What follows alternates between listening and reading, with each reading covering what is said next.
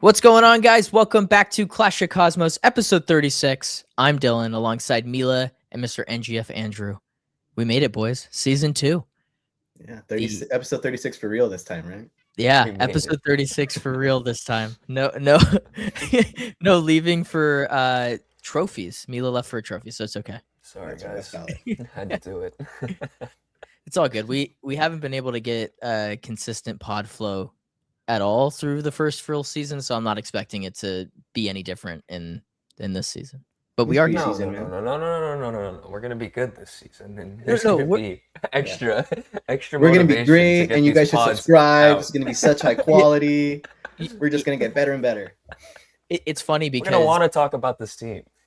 When I was going through like some of the older videos, like I went back to episode 1 and I like watched a little bit of episode 1 and I was like, wow, that's a lot of positive atmosphere and energy and vibes. And then Andrew joined and it was like even more positive. And then I just skipped to like episode 14 and it was some of the most vile, angry, just upset human nature that I could have found on the internet. It was super rough. We were going through it. Yeah, I don't think people understand like the idea of like, okay, we're gonna start a podcast and we're gonna put real effort into it, and then the team that you pick to start the podcast, who just won a championship, is gonna suck shit. Like that was not on. I mean, even people that don't watch it, like I talked to them about it, and they're like, we weren't even just bad. They were like the worst that they've been ever. Like it's uncanny. It was just add another layer to that point. It's not like they were just okay. Like they barely won the league. They won in historic fashion, more goals than the past. Anyway, the highest of highs to the lowest of lows. And we decided to cover all of it. Yep. It was cathartic, I think. I think we all needed it. If we took that energy into our daily lives, I'm not sure any of us would still have jobs. So I think we should be thankful to the show and this outlet. Yes. For anybody that doesn't understand how the sports media world works on YouTube, your team plays bad. That is not good for business. So hopefully this year, they are better and we have more fun. But that's fine. We have a jam-packed episode as always. We're gonna talk about our expectations going into the season. We'll give you our predictions. We'll then talk about a little trip to Little St. Michael, there it is. Which is in Panama, and then we will wrap up the episode with the start of the season against New York City FC at home on Sunday. We'll preview that and get you all started. But you guys ready to kickstart season 2? I like that. Is that a plug? All right, let's do it.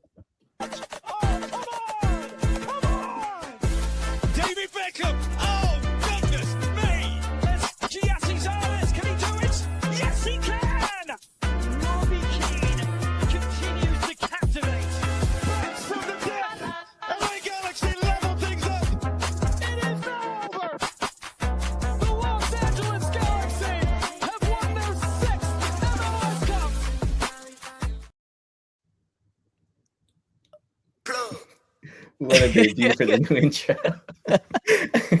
Still learning the timing. It didn't go again. Yeah, plug. Gotcha. I added that in this morning because I was like, that's funny. 2:59 as of time of recording. Thank you to all the new Gs that have followed us through our videos or our podcast. Excited for the season. Do all the things that it says on the bottom there, which is like, subscribe. Go ahead and comment if you want us to talk about something in particular. Someone in our comments yesterday mentioned kind of talking about our CCC path. I don't know exactly what he meant. I'm hoping to get a response so that I can kind of look into that more. But, let us know what you want to see, and we'll try our best to make that content. But do all the things that help us continue this. I don't know why plug went again. I didn't click anything. But okay. I was like, what? Did I touch a button? Usually I don't. You finished the plug. No. It's good. It was unexpected and it scared me a little. I was like, oh, dang it. I messed up the pod. I goofed it. I kind of goofed it. You don't want to get plugged unexpectedly. That's very fair and true. All right. Well, we already talked about last season and how it sucked balls. So now we're going to transition to 2026 and put that behind us. And I want to talk about our expectations. I think that for me, the league is the most important thing this year. I know that we're in CCC, but I'd like to see us compete in the league way more than we did last year, where by the summer transfer window, we couldn't even be players in the game because we were so far out of it that it didn't matter. So I'll flip it over to you, Andrew. Going into this season, what is your expectations and where do you see us finishing in the league? Yeah, I think the expectation is to compete. And I think I mean at a high level.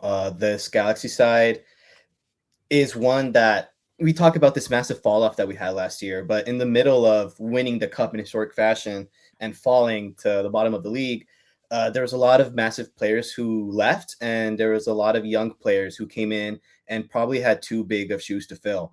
Now those players, their feet have grown a little bit. They might find themselves a little bit more comfortable in those bigger shoes. And besides that, they have a lot more veterans around them. It's a much stronger team, I think, all the way around. More experienced in terms of the younger players and more experienced in terms of older players as well. And I think none of that can hurt you. And that's what you need when you need a long season. I remember when we spoke with Diego Fagundes on a Talking Galaxy, he talked about characters and how it felt like there was a vacuum in the Galaxy locker room. There's all these young kids. Suddenly, a lot of the spirit and the soul of the team was gone. And that was noticeable, and I feel like in every aspect of the club. And now that's been plugged up. And I think that demands a higher expectation. It demands, more. You can't go 13, 17 games without a win again. You have to start pretty much winning right away when we have Concacaf Champions Cup as well. So for me, the expectation for this team is to compete. We have not massive, but really big names now. We have a proper MLS side that has proper MLS defenders for the first time in a long while. Anything even close, I think, to last season is an utter failure. Anything, I think, league finish, let's go ahead and put a marker outside. I want to say playoffs is probably the ultimate line, but even top 6, if we're out of there, I feel like that's not quite where we want to be. We want to be playing at home in the playoffs, right? In terms of CONCACAF, I want to see a deep run, at least into the knockoff rounds. If we don't make it past that first knockout round, I think that's a massive red flag. And then it's not like everything after that is a bonus. But again, there's just a certain threshold you have to reach this year. And if you don't, there's a certain failure. And then I think is when we can talk about all these big questions, the Vanny out, the Kuntz out, which I'm sure we're going to see if some of these signings don't pan out. So this team has to compete. They have the squad to do it. They got to show it. So for me, they need to be 6th and they need to make it past at least the first knockout round. Yeah. Mila? Nice. I'm gonna go in a different direction, so I don't just piggyback on everything that Andrew just said because he covered it so well. I think expectation-wise, I'm looking more at Vanny, and Dylan, you did that video about the formations in and out of possession. Yeah. I think that's a good reference point for this talking point about Vanny. I am notoriously anti-Vanny. Yeah. Not just because it's not like he's a bad coach. We all know he's not a bad coach, but there's certain things that you question where you're like, why? Late game subs, sticking to formations, and that your video and Pep's quote that I saw yesterday where he says, I have to adapt the formation for the players, it just resonated a lot, and it seems like Vanny is starting to do that rather than saying we're playing Vanny ball 1 system 4-3-3. It's kind of what Pep used to do or was doing at City for the past couple years. He's now transitioned into this other formation that's going to get the best out of our guys. Royce isn't going to have to do as much in the middle. Yeah, Klaus can help defend. Everyone's going to drop and help out a little bit like Dylan was talking about. So my expectations are for that to be consistent throughout the season and for him to show that fluidity so that we don't have to be pointing these fingers. Basically proving that the extension was deserved. In terms of where we're going to finish, I think on the Designated Players podcast, I said 4th place, hopefully. That's wishful thinking, I think. I want us to be competitive in everything, going from last year where we were just non-competitive in a lot. And just underwhelming in almost every aspect. I just want to see a huge jump. Defensively, I want to let in less goals, obviously. I know Yoshida's talked about this, how it just like broke his heart that we conceded so many goals last year. And then on the offensive end, I just want to see Nascimento and Klaus do their jobs. I don't think I need to see any absurd numbers, but if both of them can put up decent numbers, I think that's better than having one striker that can put up above average numbers. Um, we don't need either one of them to be some prolific goal scorer if both of them are bagging a good amount of goals. So I don't know. We have depth, we have tandem options and tactical fluidity. I think we can expect a lot of this season, but players have to lock in, coach has to lock in. We have to lock in. The fans have to fucking lock in and go show support, and the fucking front office needs to make sure that we don't have to protest at all this year, because I think we just had 2 years of protests. No more. Let's be unified and let's go win some fucking games. Yeah. Agreed with everything that you guys have to say, so I'm not going to ring any extra on there. It's the biggest season in club history in my opinion. I think that everything that they've done has been win now, and then they pivoted to win next year, which I don't love entirely, right? That's not how I view this team. That's not how I view this league. I think this league is one of those that you can go and win at any point, so long as you attack it with the right mentality. And this team will be good enough. I'm actually going to move my expectations up from 4th to 3rd. I think we're going to be better than people think in the league. And I think that by the time that the World Cup is over, we're going to make a splash. I don't know what that splash will be, but I think that that pool of players, after talking to everybody that we've talked to about this, every reporter that's kind of locked in, it sounds like this is going to be a monumental year for the US and these clubs in particular. And look, there's no better market than LA. LAFC will be big players. We're going to be big players, and I expect Miami to be big players. And I think we make a splash, and I think that by the turn of that calendar year, or not the calendar year, but that portion of the season, we will make a push to be 3rd. I don't know where we'll finish when it's all said and done, but I think that we'll make a splash and finish in 3rd. As for CCC, I think go as far as possible, but also I'm prioritizing playing youth players. And I think that we'll talk about that a little more as we move into the preview, but I'd like to see the guys like Lepley and Ruben Ramos, especially in these early rounds against teams that on paper aren't as formidable. I'd like to see us play and be good in those games and play the youth.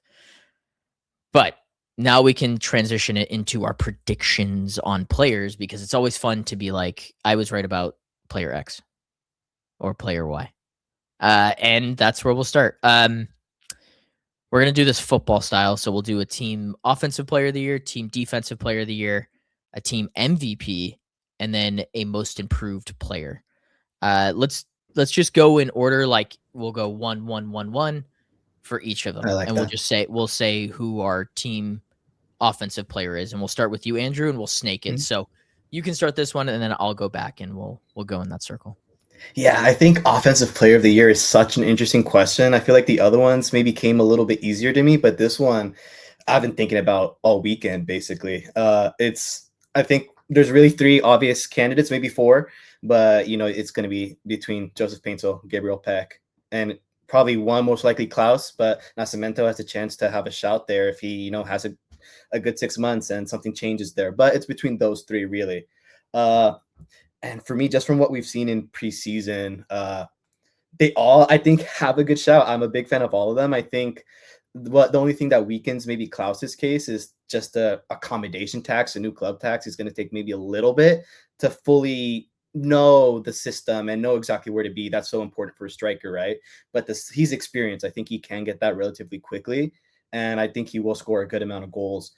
In terms of Peck and Paint, so there's just a sharpness. That's something I mentioned when we saw the games. They just looked really just a lot more intentional, hungry. The strikes feel like they're going through faster. I think they both understand the pressure they're under. They both understand opportunity they have with this World Cup kind of magnifying glass, and I feel like they're both ready to attack it. again, there's just a different energy I think I'm sensing from both of them. I can't wait to really speak to both of them in the press conferences, but I think they're both in a really good headspace, a lot better than they were last year. And I think that's going to do wonders for them. But for it's just it really is a coin toss between a coin toss. There it is between Peck and Paintsel. But for me, I'm gonna lean towards JP. I think he is gonna he looks really direct. He's gonna be threatening. In that game we saw against in the preseason. Again, there's just this moment in the first half where he runs through the entire back line, just burns them. Nobody's even really close to him. He has really all the time in the world to cut in, and he puts in a really good shot. It's really just inches high and wide. It's super, super close to that top corner. And that just really excited me to see that he's at a different level than these guys at the preseason. I feel like he's been preparing well, and I just think he's going to be in a great spot. I really hope to see him do well in CCC, in every competition, really. But for me, Offensive Player of the Year, it's going to be JP. Okay. Mila, I have a feeling I know who you're going to say, but I'm not hoping that I'm wrong. I'm hoping that I'm right. Yeah, no, it's definitely Marco Reus for Yeah, me. okay. This is dependent on how many minutes he gets this season and with the switching of the formations. But in terms of the league, I mean, he had 13 GNA in a season where our DPs couldn't score for shit. They could not finish, and he is a creator. At the end of the day, this is what he does. This is what he's been doing since he's been around. Like I only expect these numbers to go up slightly, but I do think his impact's going to be ridiculous. Because when we are flowing and he's inserted into this squad, he's like the puppet master to me. He pulls all the strings. He does what he wants. Doesn't even have to look at you. He'll backheel it to you right into your run, right into front of goal. So if he can get those easy little layoff passes and just dictate the tempo up top in the final third for our DPs, all three of them now, and Nasi, like I think he's just gonna be like the conductor of it all, just controlling the offense, hopefully. Yeah, I struggled with this one just because I want to say a team MVP, but I'm going to base it off of honestly what you guys say. And I have two guys in mind there, but I think I'm going to also go with JP. And it comes from the simple fact that I think that he's going to play more of a second striker role this season. He's going to be closer to the net, and he's going to have to bury chances. And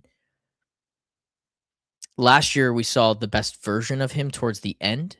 And with the World Cup season coming around and everything that's leading into me thinking that he's going to do what he did in that initial season, which is be electric off the wing, but cut inside and then bury chances. And I'm fully expecting, especially with Klaus not being a not like a normal 9 in the sense of like he's just a ruthless goal scorer.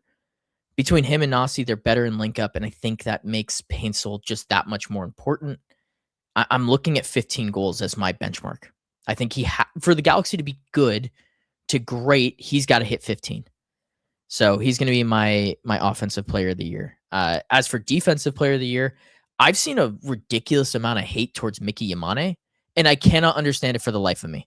I genuinely cannot understand it for the life of me. And look, I understand that the two guys behind him are both super young and super talented.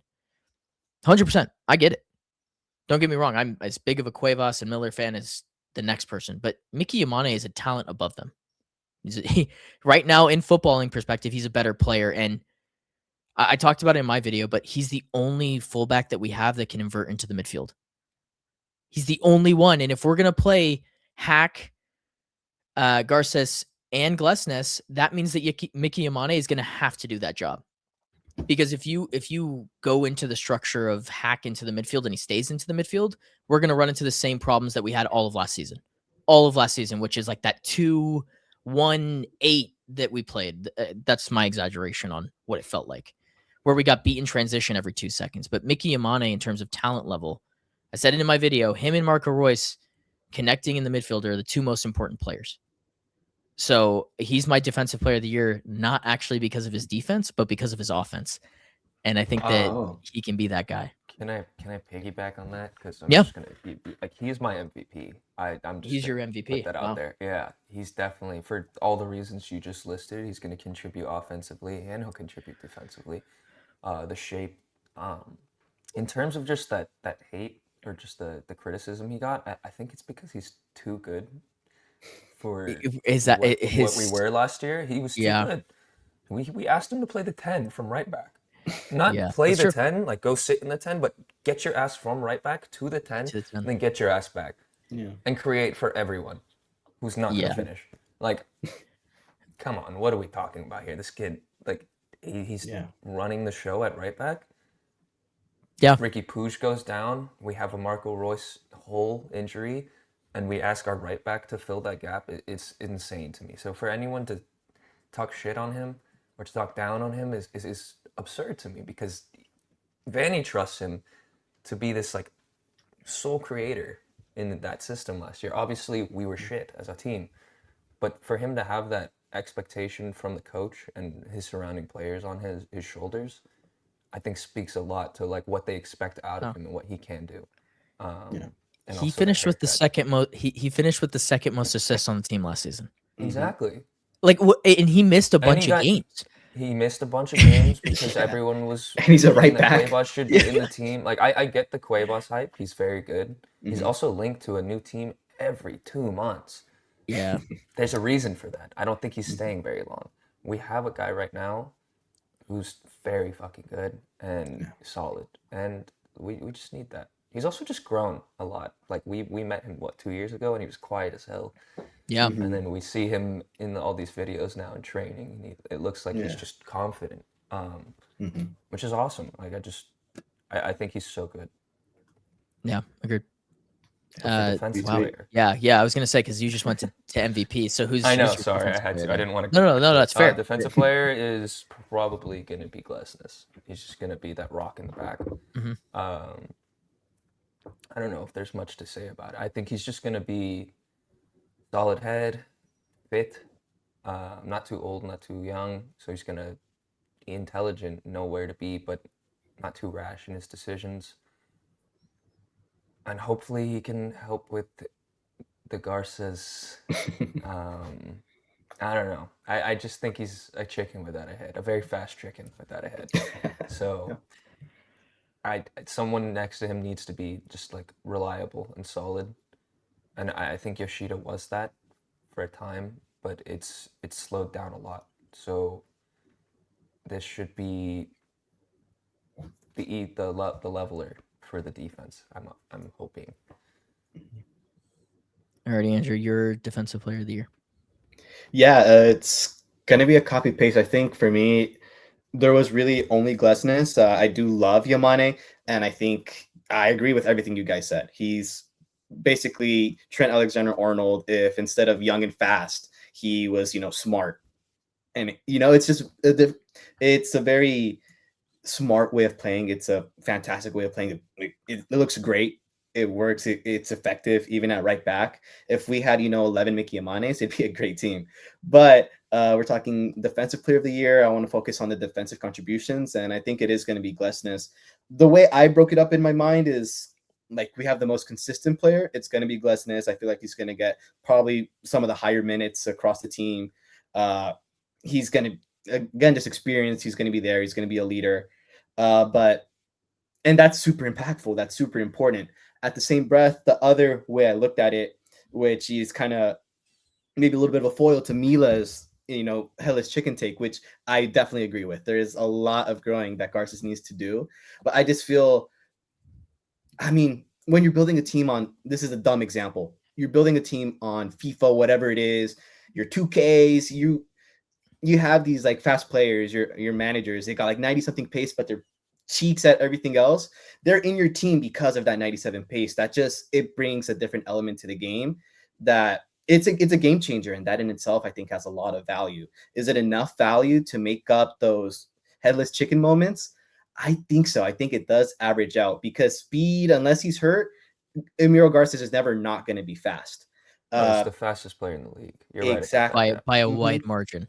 That's always going to be there. Yeah. Whether or not he's a headless chicken, that comes on and off. So there's more consistently great things that you're getting every single day than headless chicken moments. He's going to cost you a couple goals, but I think that washes out when he makes those 5 recovery runs and he stops, one of the other, Hani Mukhtar, any of these fast players in the leagues, and he can track him down like it's no problem. And that alone can save you 1, 2, 3 goals. We look at Denny Buwanga in the last couple of LAFC games. He loves scoring a brace against us. And again, Garces has been there for a lot of those moments.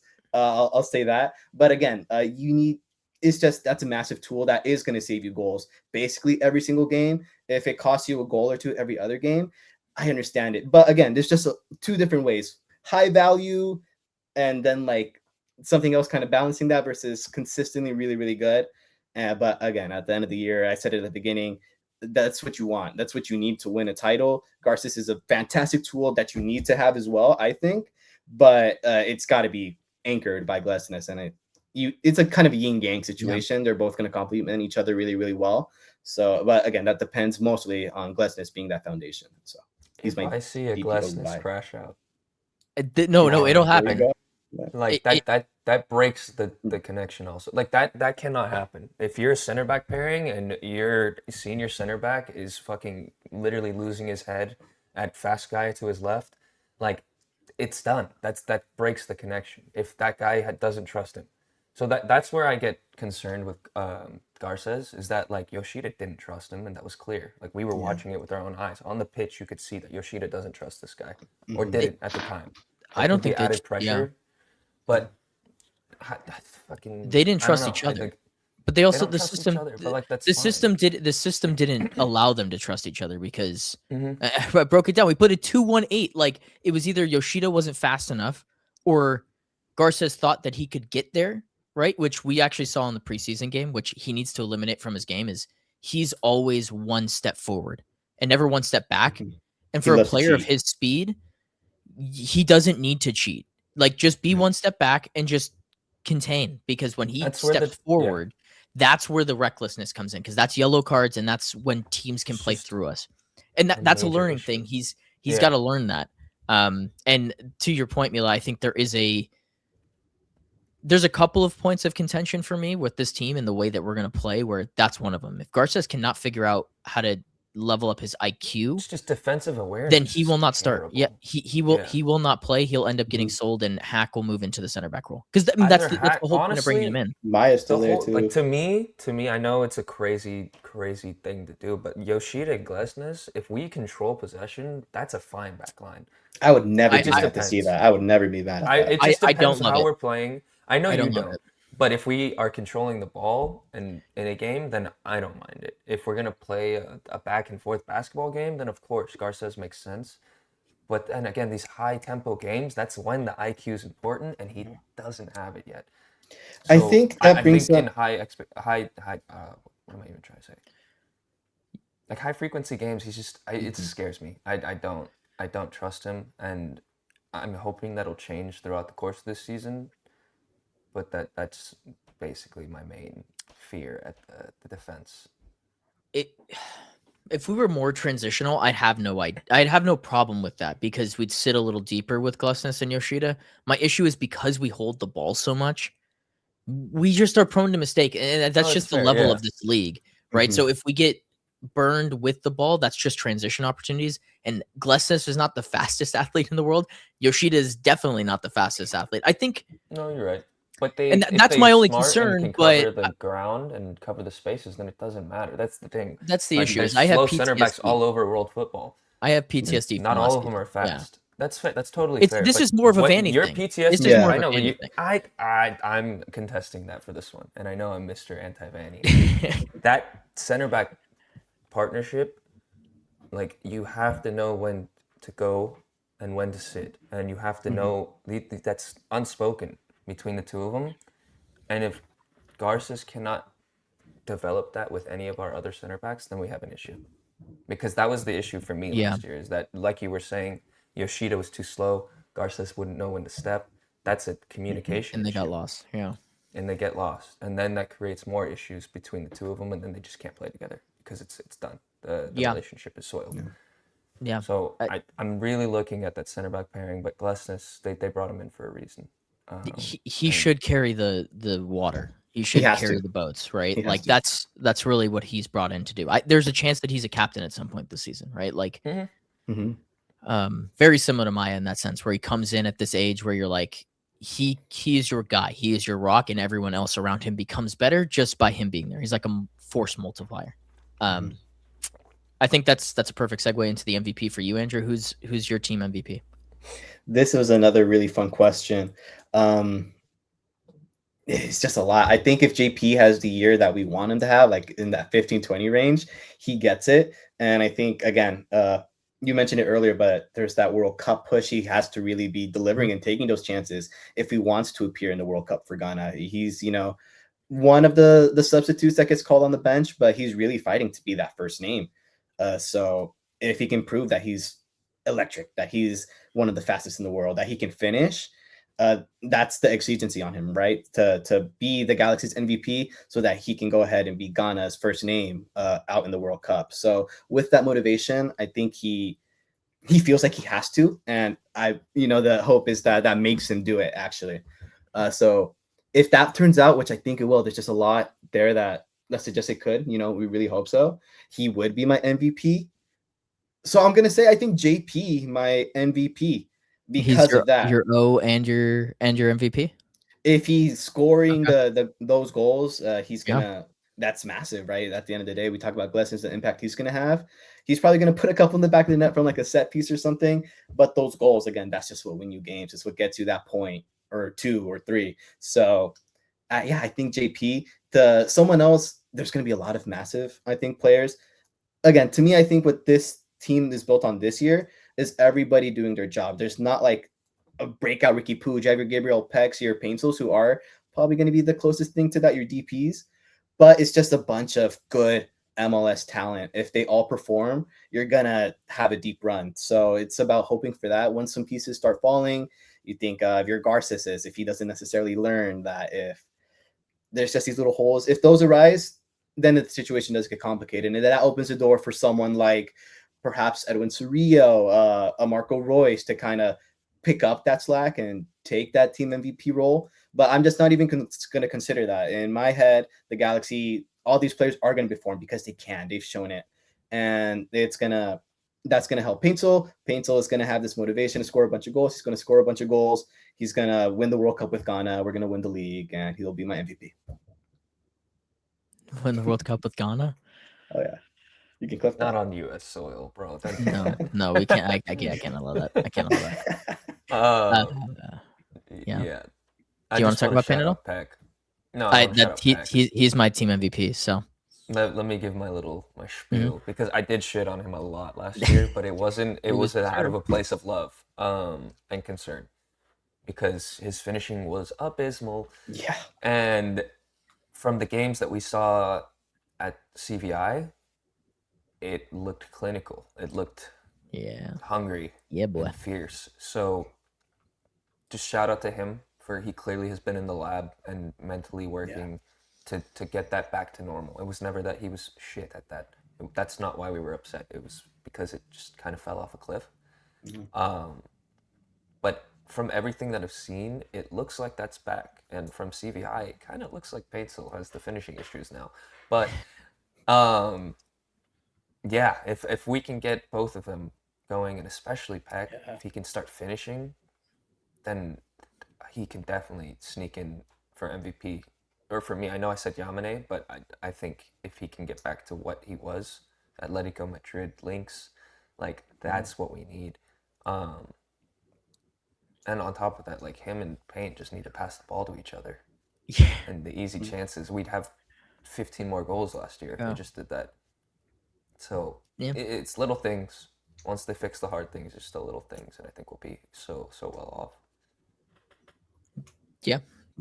That's why he has to be our team MVP. Look, like the ceiling for this team is Gabriel Peck, but he's also the floor, and that's why he's my team MVP. I wanted to say Edwin Cerrillo, so I'll give him a quick shout out, just because we don't really have any natural midfielders. It's him and Sanabria and Winder, right? Like, and of that core, like Edwin Cerrillo has to be your best player.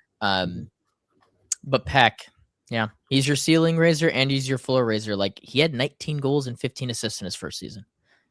Everyone was expecting him to be an MVP last season. He was not. He was far from it. And for this team to be good, everything revolves around Gabriel Peck. We saw it last year where I was like, why is he getting the ball at the midline? Why is he doing this? Why is he doing that? And everything that we do and everything that Greg Vanney does is tailored for Gabriel Peck. As much as people want to talk about it being tailored around Ricky Puig and this Ricky Puig hole, like a lot of it was just because Gabriel Peck wasn't good enough. And for this team to be great, Gabriel Peck has to be great. And I think we're on the road to him being great again. I think last year he struggled with maybe the lack of creativity as like a second partner, but more of just having to create. I think it was more of just having to create for himself. So it could have been a good year for him in that regard. No Paint, no Royce to start the season. Yeah, we talked a bunch about it last year. Striker. Like it's tough. Yeah. Right. So now everything is lined up perfectly for Peck to be great, and I think that so long as his shooting boots are on, because that's the biggest thing. I think he's averaged like the first 2 seasons. I think he's had over 140 shots in both seasons, which is nuts. Like that just means that he's ripping away at all times, and that's a good thing. So it definitely is a great number. And then he gets in good spaces, but like you're saying, he's got to finish it. Boots. He's got to finish it. That CVI, the second finish that's the type of finish that he's going to have to. Even the ones that didn't go in though, like they were hit. They were close. Wickedness, and I don't know. There was belief behind his shooting, whereas like we need that from Paint as well, and it just seemed like Paint's a little half-assed on the shooting. I'm hoping that just changes for once we're in season. Maybe he just wasn't giving it its full might behind the shot. But yeah, like you're saying, if he can exceed like the expectation and be that ceiling raiser, and we're in such good position to go not only compete but dominate. Yeah. All right, let's finish these season expectations off with our most improved player. I'll start. I really struggled because everybody could be most improved player at this point. So it really is just a pick of the litter. I'm going to go with Sanabria because that's my other point of contention with this team is if he plays like he played in that second preseason match, we'll change formations again. I didn't talk about it in my video because I didn't find it important because I don't think that's how we're going to start the season.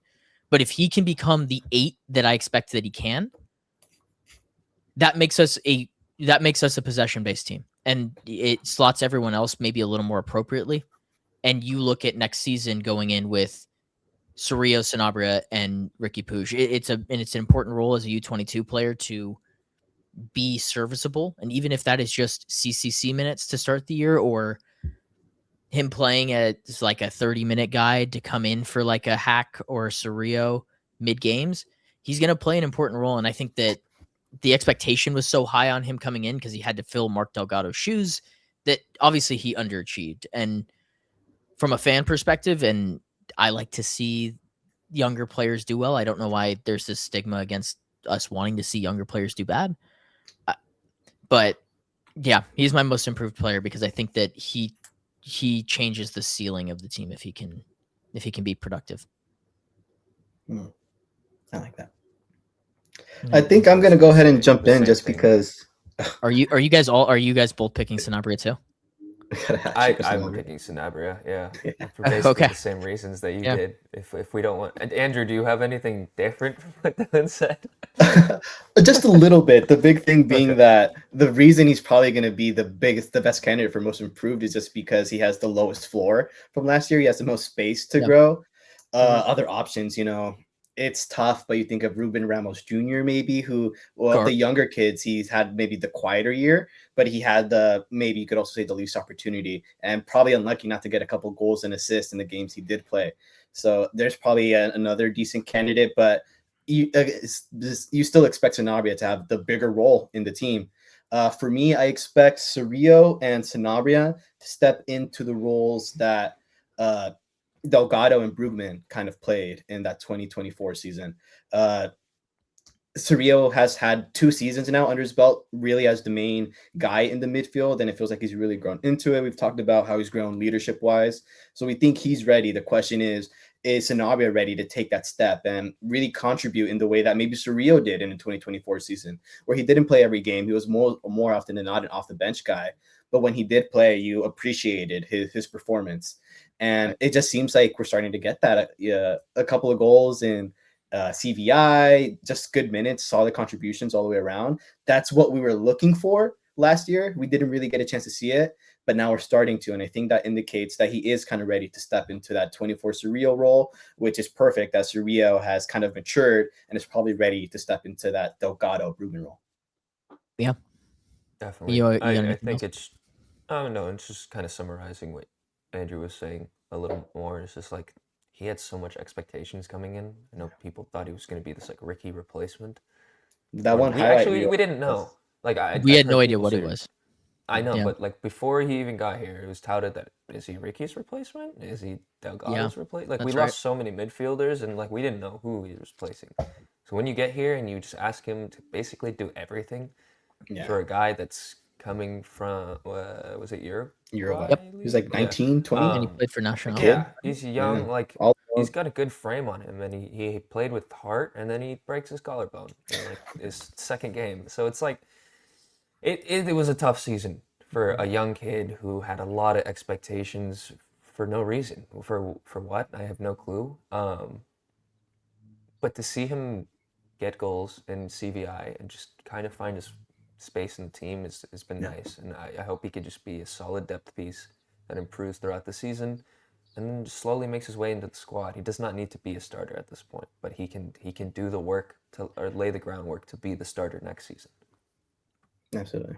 Agreed. I think that the other guy that we could have mentioned, and we already talked about him before, so we don't need to talk about him more, is Garces. Like he was he was the ceiling raiser in the championship year. I remember talking about Jalen Neal at nausea with you guys and being like, I love Jalen Neal. I don't know why Garces is starting. And you guys were like, just wait. You'll see why he's starting. And we won a championship because we brought him in. And if he can be it was so bad last year, and people don't realize how bad it was last year. If he can get back to that first season, and if he can level up his IQ, not only do you have a starter for the like him and Hack could be a very formidable duo in the back for us for a long time, but also it just raises how good this defense can be. And I want to see us keep clean sheets.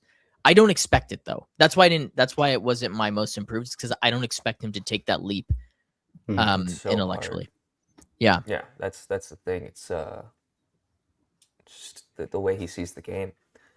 So he can put in the work to do that. Everything I've seen so far, that's just not his game. He gives me very Kyle Walker vibes. But the unfortunate part about that is that Kyle Walker wasn't a center back. He was a right back playing against wingers on the outside in the less threatening areas. So when you have a center back in the threatening areas whose main and almost only trait is his speed, it scares me because yes, he can do the little things like passing the ball at the back, okay, without pressure. Under pressure, it becomes really scary. Dribbling becomes really scary. Decision making in high pressure scenarios becomes really scary. So, just as a defender, I prefer someone that understands what they need to do and where they need to be at all times over someone who can run very fast. Because at the end of the day, you can make up for that speed problem by being in the right spot, but you cannot make up for this fucking defensive intellect. The positioning is like it's super important. And if you just look at world football, the guys that are coming in and just fitting right into teams are the smart center backs. It's not these athletic guys. You want to look at Van de Ven. I just sent Dylan a video of fans basically describing Garces, a white Garces, in the fact that this guy is fucking rapid, but is that it? Like we need more. And I'm not saying that he can't bring more. I'm saying I haven't seen it yet. Yeah. And I want to see it, but it has to come quick, in my opinion. We have too many options now for him to just be settled. But that could also be a good thing. Competition creates pressure. Iron sharpens iron. Yeah. Exactly. So I'm hoping he takes that leap. I just think from all the footy we've watched and like throughout the years, it's one of the hardest things for a center back to develop if they don't have it already. Yeah.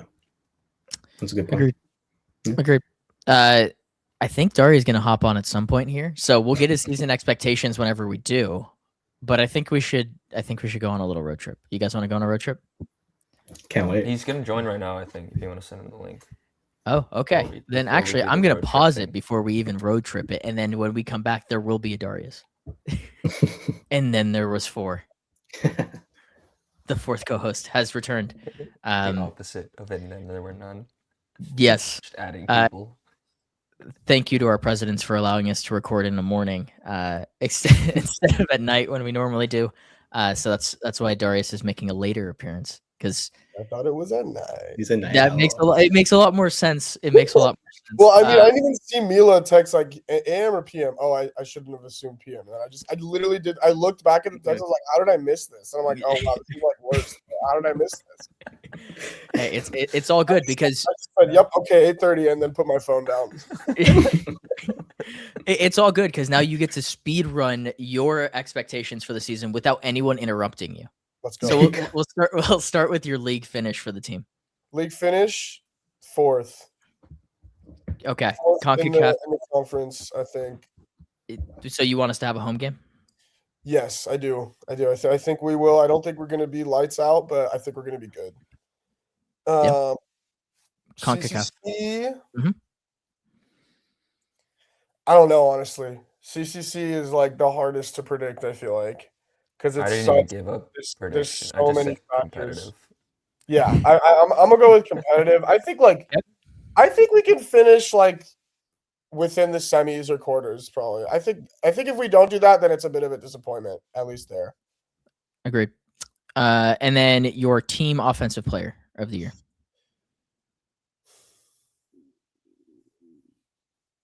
I'm gonna say Peck. I think he's gonna have a big year after his finishing was horrendous last year.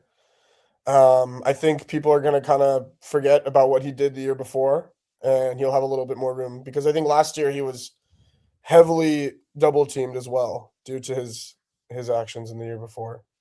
He Right. had a target on his back. Your team defensive player of the year.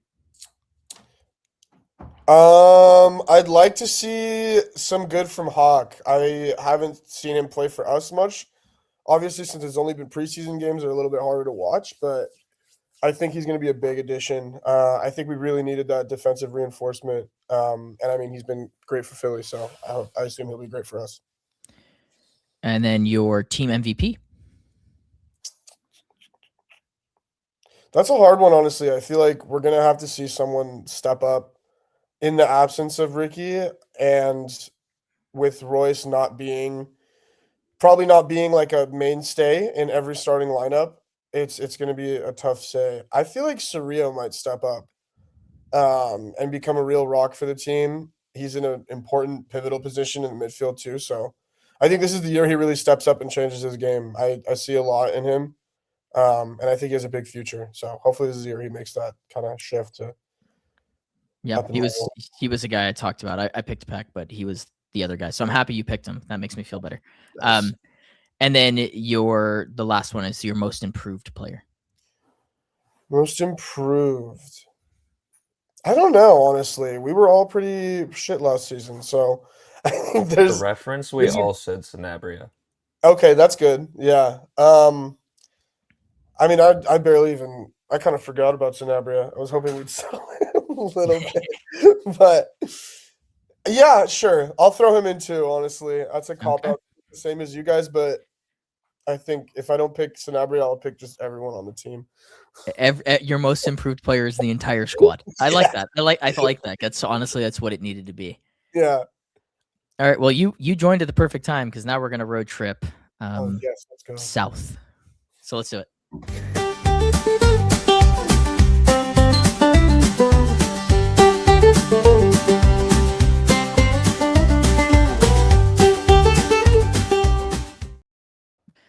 Alrighty, we are going south. I have to add Darius to all of the screens from now on, so there will be a shuffling every time we go through a different slide, which I think there's 2 more.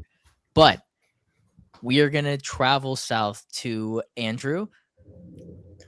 To San Miguelito, Panama. See, Sporting Saint Little Michael as your resident white. Okay. It's I don't want to mess up the name. I tend to do that. Last season, we started our podcast off by aggressively making people from where was it again? It was Mila? Costa Rica. Yeah. Herediano. Yeah, Herediano. They got really mad at us. Apologies. Yeah, we didn't mean to offend anyone. We just didn't know anything about Ignorant. your club. Just ignorant. It had nothing to do with we just looked at the transfer value of the two teams and went like they don't stand a chance. They didn't like that. They said that they had more history than us. They did. We were wrong. We apologize. It may be a year late, but we do apologize. That was on us. But we are going to try to treat every team respectfully now. We learned our lesson. That's part of being a podcast. Not every team. Not every team. Just the teams that I actually don't want to make upset. Like when we're traveling to Panama to take on Sporting St. Little Michael. For those who don't get that, San Miguelito means Saint Little Michael. Yeah, for all of you also white people like me. That's what that means. I think this team, we can't really learn a ton about them. I tried to put some stuff together. We looked on SofaScore. Their best player is actually on his way to Red Bulls, is what it sounds like from Andrew's research. And so it's hard to really get a gauge on who they are as a team. So instead, what we'll do is we'll talk about their city and kind of some broader stuff about them, like you would do on a road trip. You'd get their favorite meal, which Andrew is. Yeah, we have. Can we get a drum roll? Sancocho de gallina. It's basically chicken soup. Yep, chicken soup. Which I looked at pictures of it. It looked like it had corn involved. And it looks very really Central American style. It looks similar to what I grew up having in El Salvador. Yeah, corn, probably yuca, cassava root, I think is what you Americans would call it. It's very Central American, Central American cuisine. As a Central American, I feel like I could speak to that. It's great. It's very simple, peasant food, but comforting, rich, filling. You're gonna have a great time in Panama when it comes to food. Yeah, one of the biggest cities in the country. It's a 6-hour flight for the Galaxy. That's something to consider when we're looking at this. They are on their 5th game of the season already. They've won 2, they've drawn 2, and they've lost 1. So they are very similar to the Mexican League, where they play 2 calendar seasons in the same one. So they have like 2. I don't know exactly how that works. I don't know if it's like they have 2 winners or I don't know enough about the league to really tell you. But what I can tell you is they are already in their season, and we are coming straight out of preseason. So that'll be difficult. That'll be difficult in itself. Was there anything that we wanted to add about this team? Because we don't know anything. They play at Bernardo Candela Gil Stadium. That's right. All I know. And it's looked it up. It's a 2,000 person stadium that plays on artificial turf. That's something to consider, unless they change it to the National Stadium, which might happen. I don't know if that was yet. I'd probably rather it be. I mean, I know turf is bad, but it's better than a cow patch. Trying to be respectful to all these teams down there, but their pitches are not always great, and it plays a big advantage to the teams playing on those pitches every week out and week out. So I'd rather definitely consistent turf pitch, especially the way we try to play. Exactly, on the ground, moving quickly. Like look at Barcelona against Atletico recently. They wanted to blame the pitch. Yep. You can maybe blame the pitch for that, for some of those things. Yeah, but for a team that's used to the ball moving quickly and smoothly, to go play on something that's not, like you were saying, cow patch, it might be tough for us to raise our level. So that turf again, we might play probably does messy. So the turf would help. And to Dylan's point, he wants to see youth. We don't have to risk our senior players on turf. Yeah. Just go out. We don't even need to win this game. Let's be honest. No, same thing as last year. 0-0, 1-0, whatever. Just get out of it, comfortable, and then go take it to the digs and put them away. Yeah, the pitch is an interesting thing because either it's going to be a fast and quick game. I think it's supposed to be like 85 high there with lightning storms. So that's that potentially could be one of those things where we're looking at a game pushed back super late again. So it's either gonna be super quick and fast with water and the turf, or it's gonna be slow and muddy on grass. It's gonna look like that Grimsby game. Yeah, it could. This is their first time in CCC since 2013-14. Obviously, we were there last season, so we have a little advantage there, I guess. But to Mila's point, during CVI, we saw two different lineups because the Galaxy are going to prioritize the league just as much as this. And I think we're going to see that 4-4-2 that we saw in the second game, which I anticipate Hack is actually going to start in this one because he came in as a sub. So it'll be some variation of Miller, Hack, Yoshida, Nelson, and then Ruben Ramos, Cerrillo, Sanabria, Lepley, and then the front two of Ramirez and Nascimento. That's my guess. I don't know exactly. It would be very funny if Nascimento starts the game when the entire buildup has been we got this DP9. He can only play 50% of the minutes, and then immediately starts a full 90. That's how I anticipate it. That's what I want to see. I thought they played really good in CVI. This is not that they're a lower side, but I think in terms of this game just being a physical battle, I would rather us play those guys and ask the younger players, because that's a pretty young squad, to beat the shit out of each other. Yeah, like that's what the game's going to be. I anticipate them trying to beat us physically, and then you just have These to games see. are always super physical. They're intense. Yeah, you think of like with Marco Royce, we always say we want the rest of the team to kind of run for him. In this case, we're going to want these younger players to take the abuse, to get beat up for our probably more consistent players. It's a little bit of a front line, send the kids, the 18-year-olds, in my opinion, line for the water, but it's great experience for them as well. I think something that I wanted to talk about was Harbor Miller and just really getting a fantastic launch pad to have a great season from CCC. So good performances there could really change, I think, Greg Vanny's perspective. I feel like that's what happened for Harbor. He went from a right back to a left wing, basically around that time as well.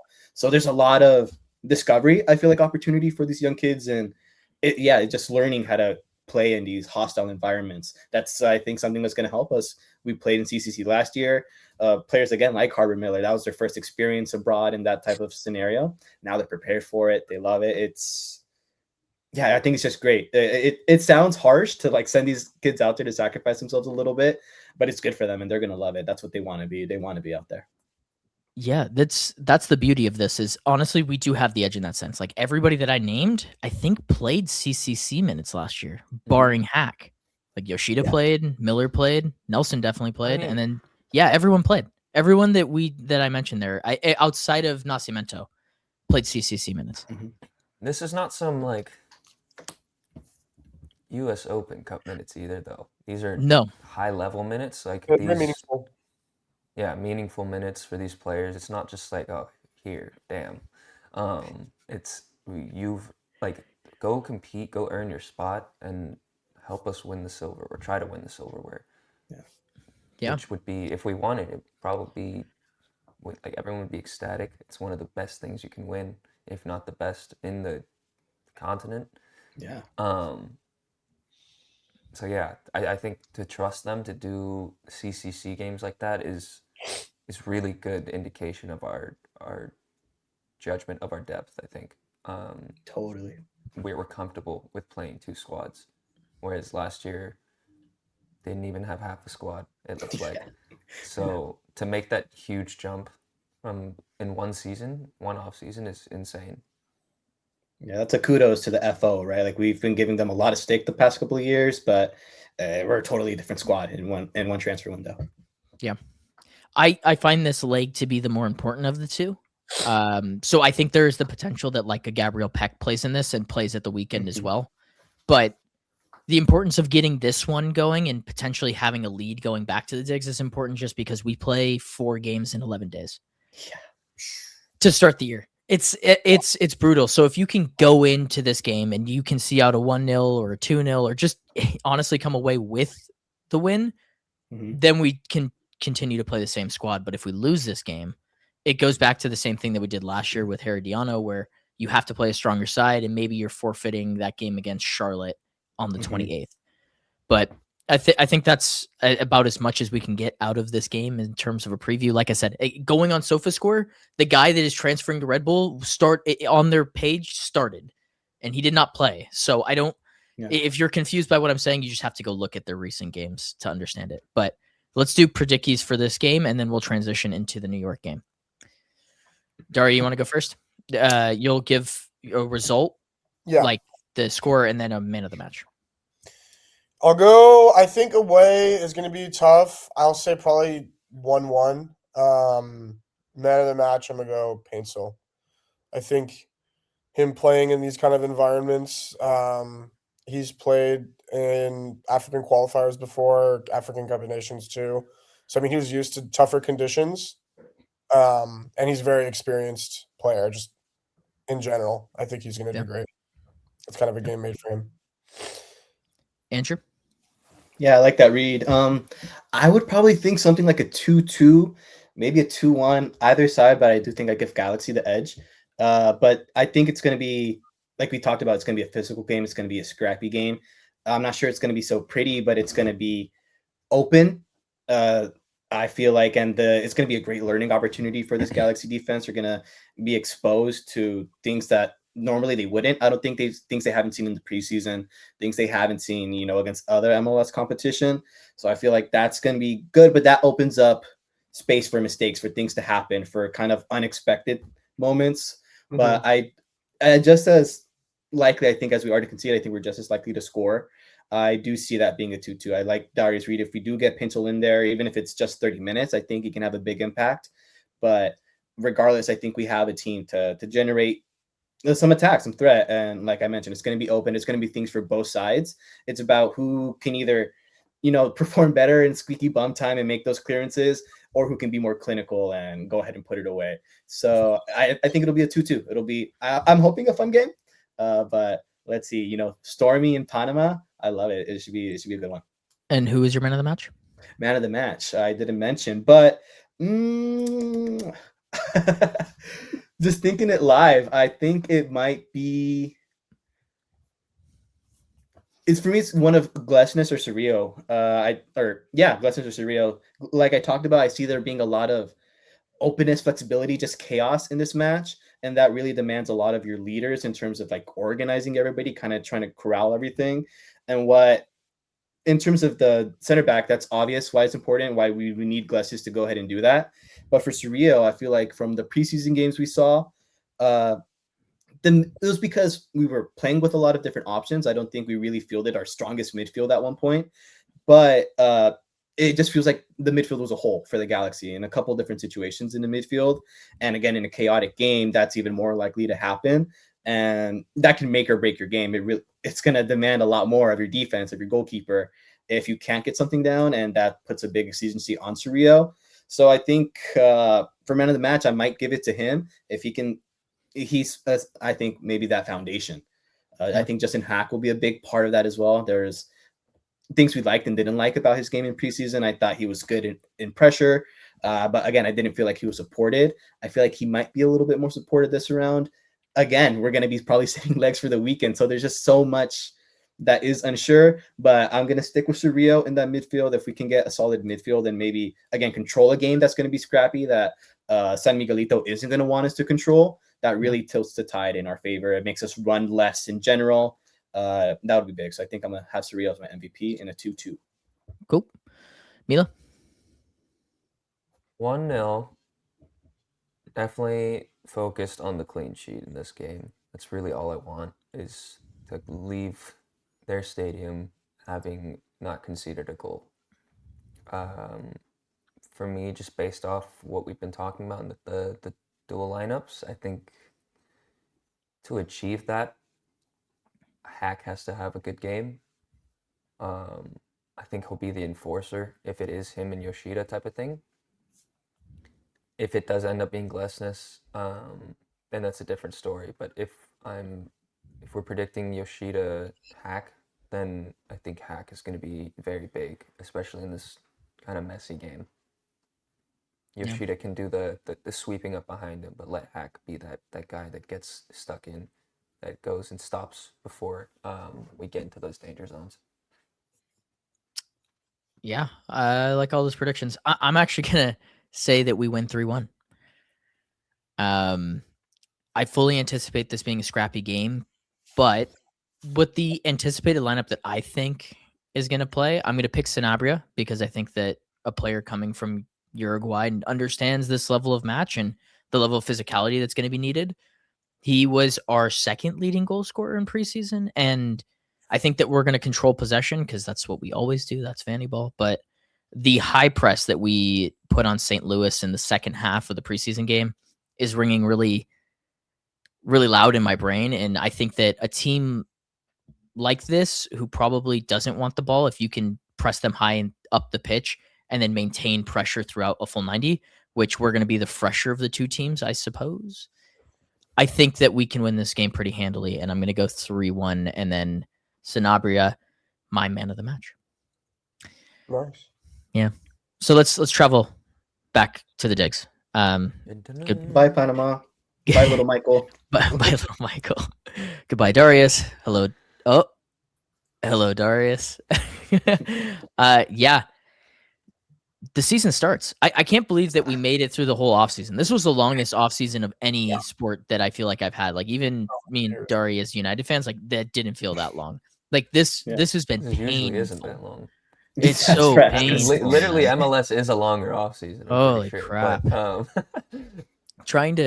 we just took a hiatus for a little bit, and then we tried to get involved in video, like trying to make up news when you're not like reporters. Like we're like Andrew's the reporter here and he does the game stuff, but like I don't have insight.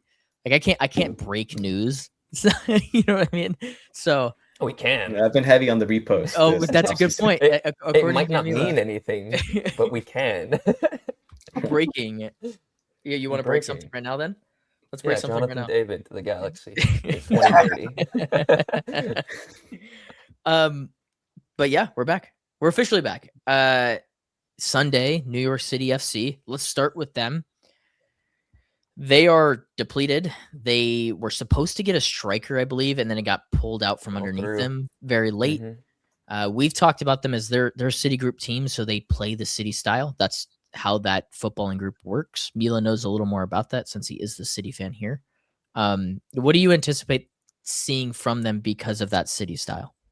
It's interesting that you say that because for the first time in a while, Pep is transitioning to something else. So it's interesting. I'm assuming that the rest of the City football group is sticking with that possession style, high press, win the ball back as quick as possible.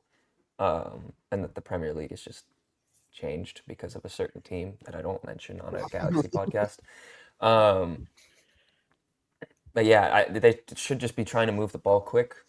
But it kind of matches up with us. I think player for player, though, we kind of have them on lock. Shouldn't be any issue.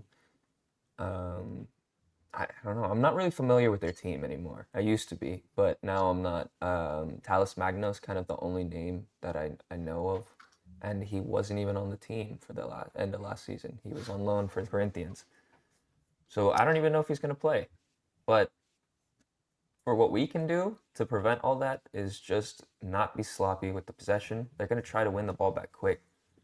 This is where Garces scares me because, let's be honest, he's probably going to be the one giving up the ball. But then again, also filling that midfield like Dylan talked about in his little side video for the tactics. I think we need to make sure that there's no holes in that midfield or we will get exposed. So 2 men in the midfield filling the gaps. The DP wingers have to come back and help. It's going to be a team effort, but from what I've heard, they're just okay. Yeah. It's definitely a step back from last year. Obviously, we took Hack, right, who is like their engine from the center back position. So it'll be interesting to see how that unfolds. The only player that I can really note is Maxi Morales. He's going to be in the thumbnail. He is a phenomenal footballer. He's been there. I think he's their longest tenured player, if I'm not mistaken. I think it's like 9 years, and he's 5'3". He is like your stereotypical like FIFA cam. He creates a ton. Yeah. He plays full 90s. It's very similar to Royce, where I don't expect him to do a ton of running, but he will be on the ball a ton. He's like 90. I think it's like the high 90 percentile of touches per game. He will be on the ball. He will be everything. So if you can stop him with, for the Galaxy, no Cerrillo, he's suspended because of the last game of last year. So Oh, wait, no. So no, Yeah, he will play. He will play Right, CCC, CCC. but that's why we didn't see him in that that first CVI game, is because he can't play in this one. But Maxi Morales is obviously the big name attacking wise, kind of just the guy on the ball, but also they have one of the best goalkeepers in the league. Matt Freese, US #1. Like, the guy is fucking good. And if you are not lethal, we will not win. Like, I can envision a world where it's like whenever we play fucking Berkey. Like, the dude makes like ridiculous saves every single time. Matt Freese is the same character for them. Like, he kept them in games. All of last season, he's just one of the top probably 3 or 4 goalies in the entire league. Dari or Andrew, do you have anything that you want to add about New York? Not really, personally. Like Mila said, I don't really know too much about their lineup or what they're doing these days besides Matt Freese. So yeah, you guys kind of covered everything that I possibly could have covered about New York. Yeah, not too much to do with the game, but something I think interesting. In the pre-show, we were talking about New York City and their last couple of games against Inter Miami. I went ahead and looked up that record. This was actually Justin Hack's last game with New York City, Eastern Conference final, I believe. It's a 5-1 win that sent Inter Miami to the actual final. And Justin Hack, scores a free kick, the only goal for New York City, a goal kind of to say goodbye, I guess. But that's just interesting. He scores on his last game with New York City. Now he's going to face them. I don't think he's going to score another free kick, but that's just an interesting wrinkle, a little detail to add to that game. Yeah. Let's switch the preview into the Galaxy stuff, because that's what we're here for. We're a Galaxy pod. I think it's going to be the exact lineup that we saw in CVI game 1. So Yamane, actually, interesting enough, it was Glesnes, then Garces, Aude, midfield 2 of Hack and Winder, Royce above them, and then your DP front 3. Does anybody have any different thoughts? Do you think that's what? I mean, I assume that's what we're running. I want to talk about Minkovic. I feel like we haven't talked about him in so long. Like, we went to CVI, we watched, we didn't even mention the goalie once. Nope. Yeah. And he was pretty good last year. Like, he probably kept us from having the worst season of any MLS team of all time. So, great. Just a quick reminder that we do have a very good goalkeeper. We do have a goalie. Yeah. And hopefully that the defense will make life easier for him. Yeah. They did not last year. He made so many saves, and even when he didn't make saves, sometimes it wasn't his fault. Yeah. But yeah, we definitely haven't talked about him in like 2 to 3 episodes. So just shout out to Minkovic. Yeah. He deserves it. I mean, he's our one, which we didn't know going into last season. We thought it was McCarthy. So, McCarthy, my goat. I don't even know where he's playing now, to be honest with you. I think that just tells you where his level was. But from a Galaxy perspective, Andrew, what do you want to see from this game? Maybe different from CVI, or just in general, how do you want to see us approach this game against New York? Yeah, I think the biggest thing for me was seeing Cerrillo, that complete midfield, right, with Hack in there, with maybe Royce. But there's that suspension, so that immediately throws that out the way. And that, to me, makes things a little bit interesting. You talked about it in your video. We talked about it here, that midfield void. That's kind of something we saw. Elijah Winder, I think he's great for fantastic for maybe something like CCC minutes, or a great substitute, I think, to help you keep a game level. But to start to control one and to avoid these mistakes against another possession-heavy team who can hit you on a counter, that's what raises the biggest questions. So for answering that question, what did I want to see? It was Cerrillo. With the current situation, I want to see either Winder or Winder step up. I think it's a lot to ask of him, I think. But that's, for me, that biggest question mark. Or I want to see some other maybe solution in that midfield, Greg Vanney, to get a little bit creative. We haven't seen much of Tommy, but he's there, maybe kind of changing that midfield shape, but doing that 4-4-2 you mentioned, plugging in that hole a little bit with an attacker. A couple of different options, but I want to see that midfield look solid. And besides that, I'm not too worried about the defensive pairing, mainly because of Glesnes. But you do want to see them do good as well. in terms of the play style, it's gonna be Galaxy. I think one of the notes for me from preseason was the fullbacks. You mentioned probably Aude would be playing. I might want to see Nelson. I think I'm just a big Nelson fan. I think I'm a big Nelson stan. I love he's kind of a less aggressive Yamane, maybe, if that makes sense. Like, I feel like he's kind of making that evolution. That's something we talked about in press conferences last season, how he's trying to add that attacking element to his game, and he feels he's doing a proper job of that. It might be a little bit slept on, but last season, even this preseason, he loves to cut into that midfield as well, a la Yamane, and he loves to go ahead and make a forward pass from that midfield position. I love how he's never afraid to take on a man. He's always happy to run into space.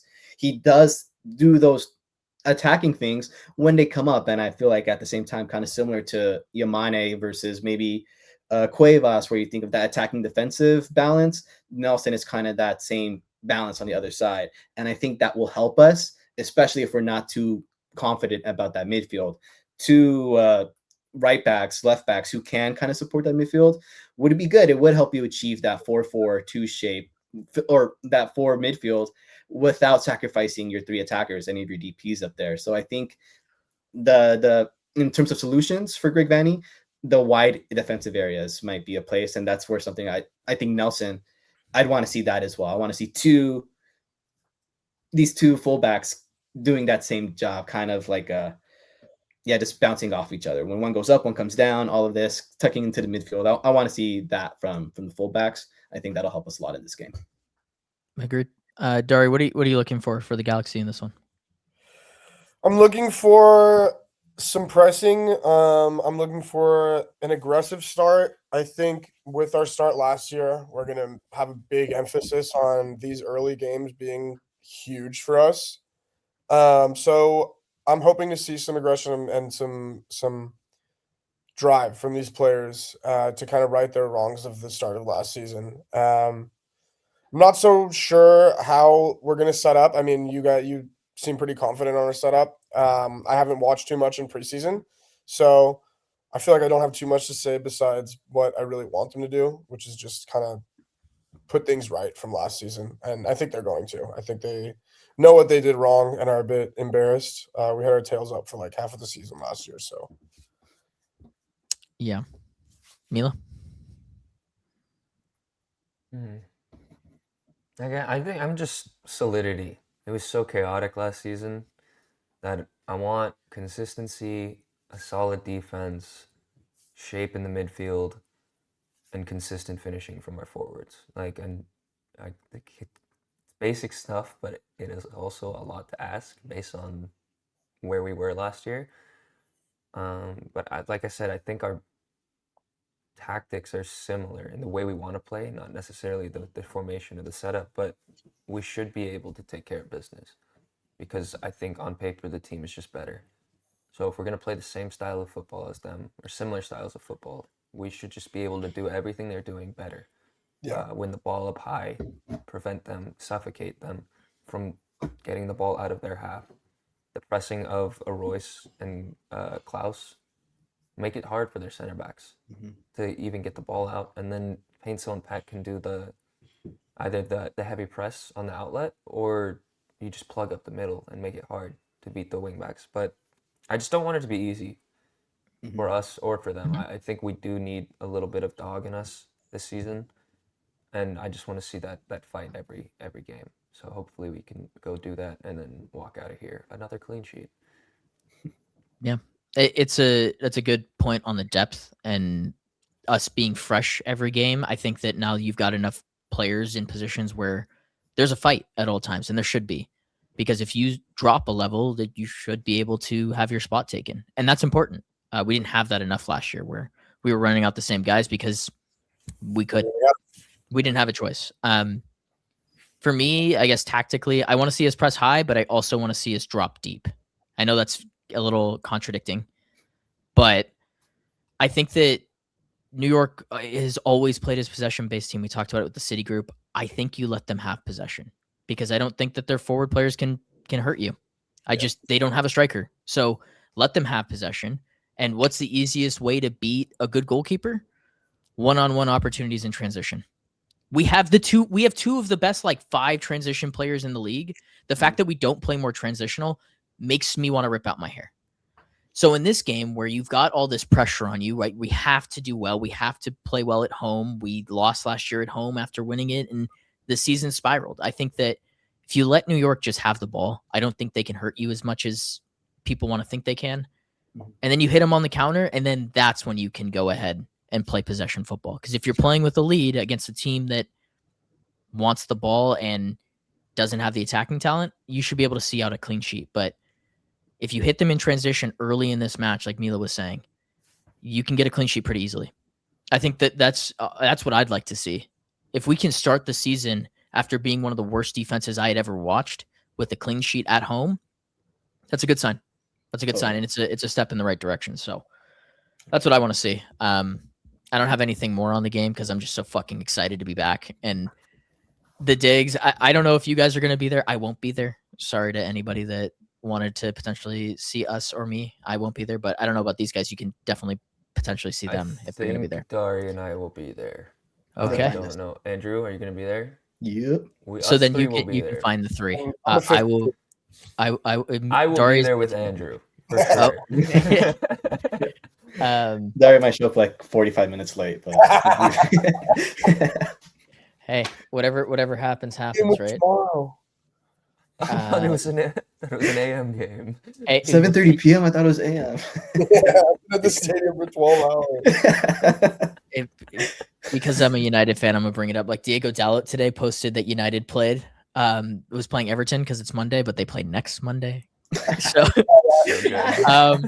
yeah, that's what Dari's about to do. They're just like us. They're just like us. Alrighty, let's do our predickies for this one, and then we will get on out of here. So, Andrew, New York City FC versus LA Galaxy at the Digs. Yeah, we got score. We got and man of the match, and just man of the match. Got it. Score. Man, it's gonna be a fun. I think, for all the reasons you mentioned, Dylan, that they're depleted, that they don't have a striker that they were looking for. They're kind of similar to us in a sense that they don't have the main component that they had built their team around, but they're essentially a 2025 Galaxy, and we're a 2026 Galaxy after kind of the worst of it. So it's not like we're playing San Diego FC again. They were, fantastic side all year, and they showed that from the first game. So I think this will be a win. I think it'll be a much more positive experience, and I really want a great home debut for these new players as well. I want the fans to love them right away. I want them to feel supported right away, and just all of that to fuel and spark the rest of this year. We talk about, just 7 stairway to heaven. We're gonna come back in 7. All of this, it depends on us just taking that step, being the more growing. It's about us having those scars. It's like, gaining muscle. We built a ton of scar tissue last year, and that shit hurt. It was awful. But, now we're yoked, and I feel like it's going to be a lot easier, at least this home opener. So in terms of all of that to say, I think it's going to be a win.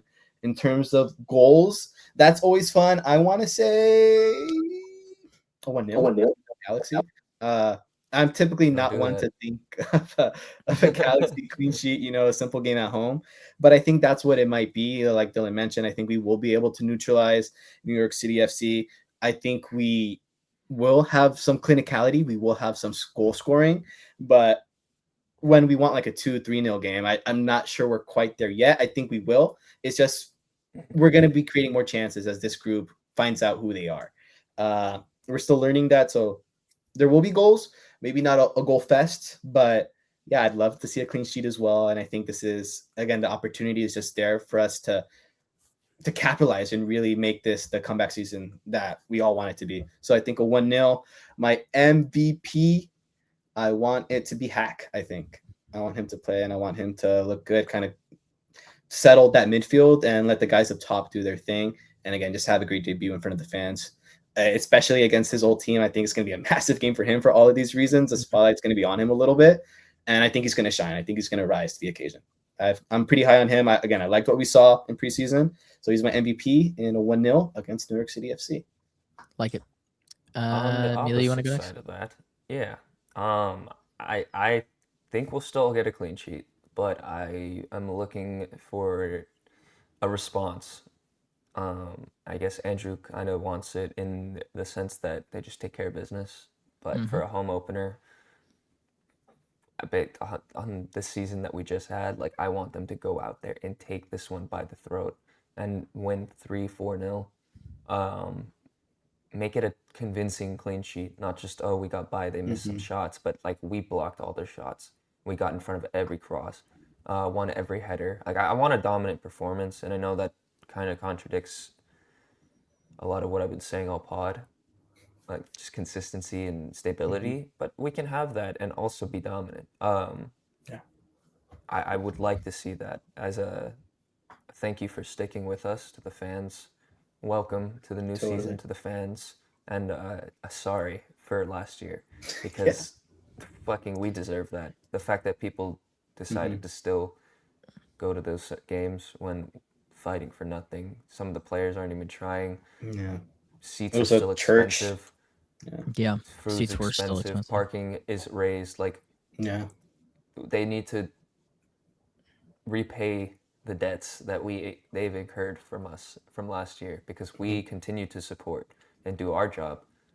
The front office, the players failed to do their job last year. So for a home opener, new season, I'd really want it to be like 3-4-0, and I think Peck probably for my man of the match.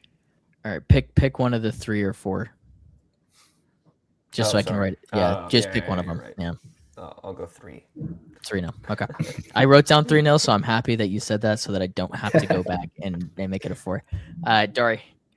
Mila, well, I was gonna predict 3-0 as well until you can predict the same thing.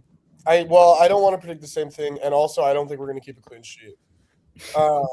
And Andrew's kind of statement made me realize that while I was thinking about it. But I think with what Dylan and Andrew were talking about, the counter-attacking, I think we really should go with that strategy. And I think it's a game where we could see us have a little bit of possession, hit them on a counter, kind of a game plan we see put against us a lot, where we're attacking the whole time. We get a goal conceded, we push even harder to attack, and then the second goal goes in. Yeah. And it kind of feels like one of those games where you get dominated the whole time, but you come away with a clear win.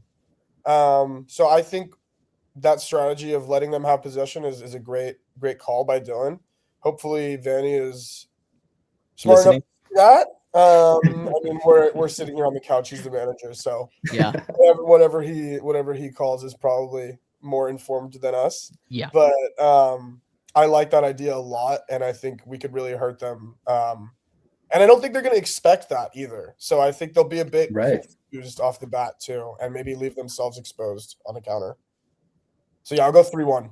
3-1, and your man of the match. Peck as well. Okay. It's going to be one of the transition plays. Peck or Painsil. Yeah. I'm going to go with Peck, I think. My favorite win in this sport is 2-0. And that's what I'm predicting, because I think that 2-0 is like a dominant win, because most of the time you get out to a 2-0 and it's a goal in each half, and then you see out the rest of the match because you don't need to do more. I think that Matt Freese will keep New York in this game, and that's why I'm going to only go with 2-0. I think it could be more. There's a certain aspect of like when teams travel coast to coast, like their New York to LA is a long fucking flight, and to start your season from going from the cold to potentially is it supposed to rain this weekend? Nope. No. Okay. So it's supposed to be nice. It's raining all week, and then it's not nice and sunny for the Galaxy, and then it goes back to rain on Monday. Okay. So yeah, I think that there's a certain aspect of like the travel catches up to you. I don't know actually if they traveled back, because they did Coachella. So they might. That's a really interesting question. I don't know. But would they stay the whole week? That's right. That's really what I have the question of, is like they spent a lot of time away from home. And like, can that be something where like if you can get them, like in the 25th minute you score the first goal and then their heads just drop, and then you get the 2-0 over the course of it? That's what I'd like to see. And we spent all offseason with the one topic of how do you replace Ricky Puig, and Will Kuntz and Greg Vanny decided with João Klaus. And I think there's no better way of introducing yourself to the digs than scoring on your debut. I think Yeah. we've seen that in the past. I don't know if Yov did it, but that's always a good feeling when your new signing scores on their debut. And Mhm. I want him to have one goal here or an assist, something where I'm like, okay, I can see where this vision is going. Because if he gets started off hot, then everyone else around him gets better and we will be a good team. So Yeah. that's what I'm going to go with. I'm 2-0. We get off to 3 points, back-to-back wins, back-to-back clean sheets. Or no, Sheesh. would be cool. But yeah, we're here. We're here, gentlemen. Dari's going to disappear one more time.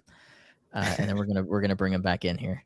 The fact that Dari is such a professional podcaster that he just whipped out the laptop and made it mid-pod is pretty impressive. It's a Yeah. great recovery. It's unprofessional that I slept through half the pod. No. You're just a super sub. That's what happened. No, You're a he super was sub. he was resting to come in hot. Yeah, exactly. Mhm. I think I had That some second good half sub. day too.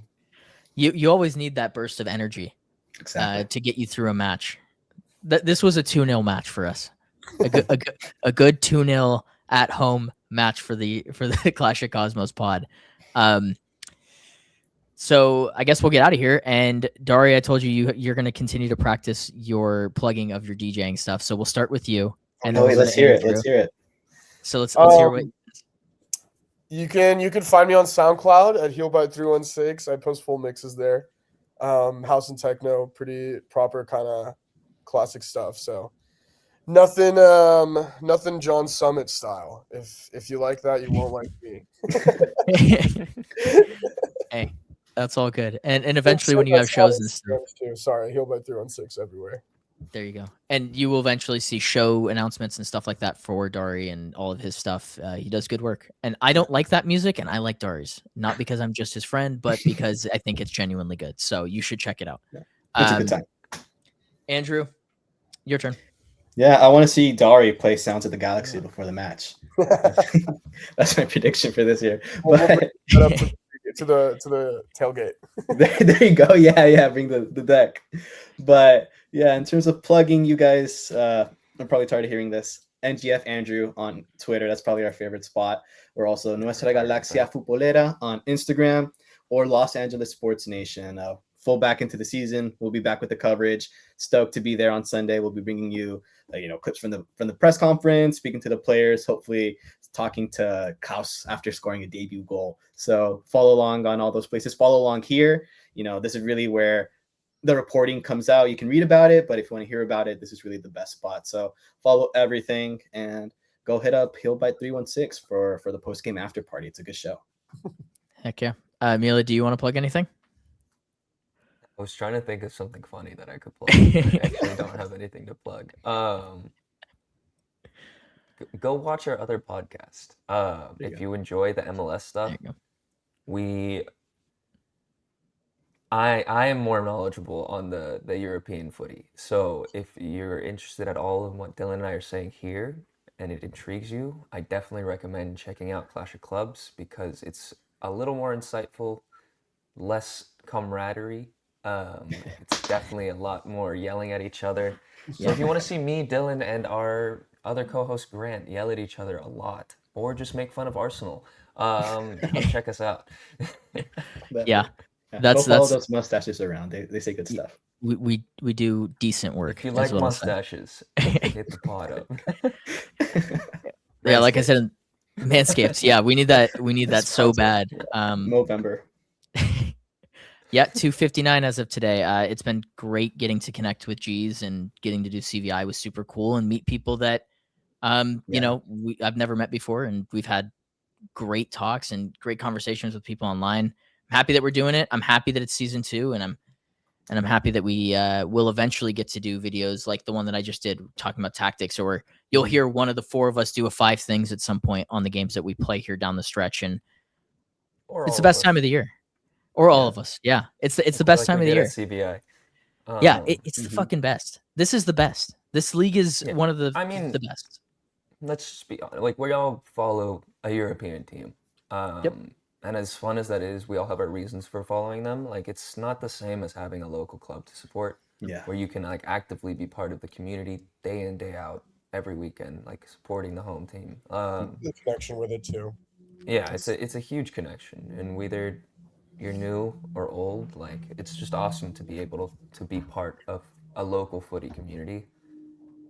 So we're back, and We are back. hopefully we can party with as many Galaxy fans as possible. Totally. I am not going to add anything more than if you see these guys around the stadium on the home opener, go and say hi. They're not shy. Keep an eye out for those blue polos. Yeah. Cool. I'll end it there. I'm Dylan. That's Mr. NGF Andrew. That's Mila. That's Darius. We have been Clash of Cosmos. This has been episode 36, and we'll see you guys in the next one. Highland champions! They're going to go alone. Still back! What a goal! It's 6. They just cannot stop scoring. The volley from Votto. Yes! San Jose carved open with a world-class pass from Ricky Pooch.